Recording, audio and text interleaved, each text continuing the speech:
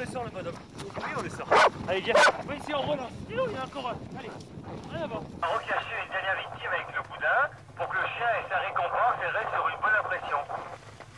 Bien reçu, merci. Oui, ici. Allez, bébé. Allez, bébé. Allez. Allez, bébé. Fin des 20 minutes de recherche pour Quincy et retour au camp de base. Sous la tente, les 5 vétérinaires l'y attendent pour un check-up complet. Tout est prêt pour l'examen. Test d'oxymétrie réalisé ici par le docteur Léna Aubert, électrocardiogramme, fréquence cardiaque et respiratoire, ainsi qu'une prise de sang. Il est beau là. Oui, c'est bon. Oh oui, on se régale. C'est bien, gros. Oh, oui, bon.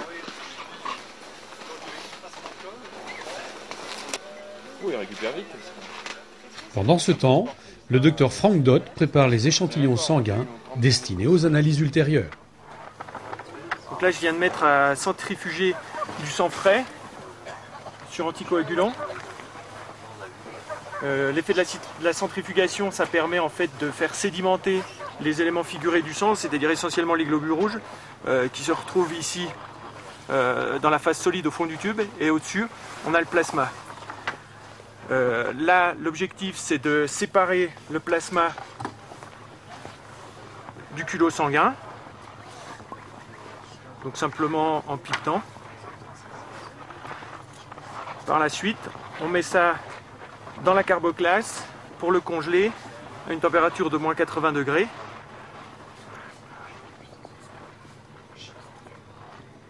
Donc là, je pipette la phase liquide, le plasma, et c'est sur ce plasma que vont être réalisées l'essentiel des analyses qui visent à rechercher plusieurs marqueurs du stress oxydatif.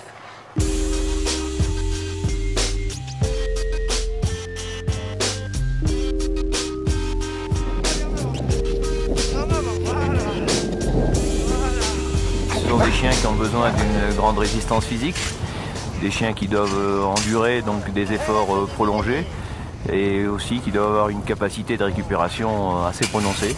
On utilise des races bergers par leur qualité en plus de travail, des chiens qui sont obéissants, des chiens qui comprennent vite. Et donc on a toutes les races bergers, berger allemand, berger belge, les bergers type border collie, qui sont des chiens qui sont très efficaces dans ce type de travail. J'étais à 17 minutes 30 de travail, 17 minutes 30, t'es bientôt au bout. Allez, relance bien le chien. Ok, reçu. Un certain nombre de ces chiens sont déjà habitués à l'altitude puisqu'ils travaillent déjà sur des milieux neigeux. Mais pour l'ensemble, eh bien, nous les avons quand même régulièrement entraînés puisque ce sont des chiens comme opérationnels en recherche de personnes ensevelies. Et de ce fait-là, ce sont des chiens qui régulièrement, toutes les semaines, subissent des entraînements physiques et des entraînements de travail spécifiques. Allez, vite, oui. Allez, trouve-moi vite. Allez. Ah là. Viens, mon lapin.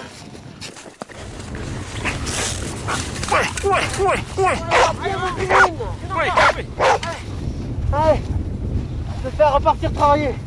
C'est bien. Très bien, c'est bien. Il y en a peut-être encore. Allez, tu bouges pas. Allez, bouge. Cette étude en altitude se termine et s'est déroulée dans de très bonnes conditions grâce à la collaboration de 2 professeurs de l'École nationale de ski et d'alpinisme. Comme à son habitude, Tim, berger belge malinois, s'est donné à fond pendant 20 minutes. Son maître analyse son exercice. Ce sont des chiens qui sont brevetés en décombre. Et là, on s'est aperçu que même sur un milieu qu'ils ne connaissaient pas, la neige, ils ont travaillé exactement pareil que si ça avait été un terrain de décombre. On avait exactement la même fixation, on avait une très belle fixation, on avait un très bel aboiement, grattage, exactement comme si ça avait été une victime ensevelie sous du sable ou quelque chose comme ça. Allez. Oui, très bien ça. Allez. Oui. Allez, gamin. Eh bien, bon, loulou. Pour mon chien, j'ai pas vu de différence. C'est vrai que je suis dans l'Isère, je suis maître chien d'avalanche. Les autres chiens, je les connaissais pas. Donc, mais apparemment, tous les chiens sont très bien comportés. Il n'y a pas eu de soucis. Chien des cimes se termine maintenant. On va redescendre à Chamonix. On va continuer de travailler sur les chiens parce qu'on va les suivre en fait au plan biologique pendant encore 48 heures. Tous nos prélèvements et toutes nos analyses cardiaques ou sanguines en instantané ont été réalisées. Les prélèvements sont propres, bien congelés. On redescend tout ça, on emmène tout ça à Grenoble dans la foulée.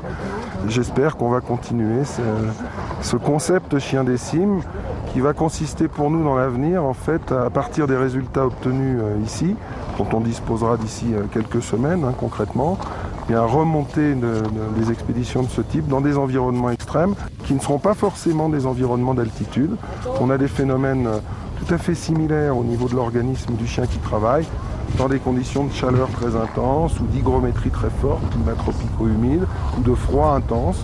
Donc pourquoi pas un chien des cimes en Alaska ou un chien du cime en Amérique centrale ou que sais-je encore. Je crois que ça c'est l'avenir qui nous le dira. Il faudra remonter ce type de partenariat. En tout cas c'est une aventure qui a été et qui sera encore, je l'espère, passionnante.